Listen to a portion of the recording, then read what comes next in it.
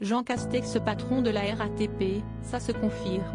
Le Parlement a validé ce mercredi 9 novembre la nomination de l'ancien Premier ministre à la tête du service de transport public en commun d'Île-de-France. Un poste où de nombreux défis risquent de l'attendre. Le Pradéen de 57 ans a déclaré que « sa priorité des priorités, si est le cœur de métier, et le cœur de métier, si est répondre aux attentes des usagers ». Il a également fait savoir qu'il mettra tout en œuvre pour préserver la continuité et de la qualité du service qu'il a qualifié d'urgence absolue. Mais tout ne sera pas facile pour l'ex-premier ministre. À sa nomination ont été posées des conditions strictes dont il devra s'accommoder. Plusieurs députés et sénateurs ont également questionné son véritable intérêt à ce poste, certains critiquant une forme de recasage de l'ancien chef du gouvernement. D'autres ont également avancé l'idée que l'ex-second d'Emmanuel Macron convoiterait le poste uniquement pour son salaire élevé, estimé à 450 000 € annuels. À cela, Jean Castex a répondu lors de son audition à l'Assemblée nationale, « Quelqu'un ici, et je m'en doutais bien, a évoqué la question des salaires, ce n'est pas moi qui ai fixé le salaire de la RATP a-t-il fait remarquer avant de poursuivre, soyez assurés, ma motivation ne se situe pas là.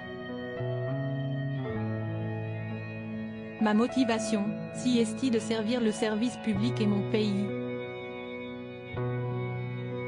Plus tard, l'ex-premier ministre en a rajouté une couche, « Ma candidature à la RATP ne part pas d'une insatisfaction à ce que je faisais à l'AFI, Agence de financement des infrastructures de transport de France, note de la rédaction. Ou ailleurs. Si est que, je pense, il y a des enjeux encore plus forts et que je peux être utile. »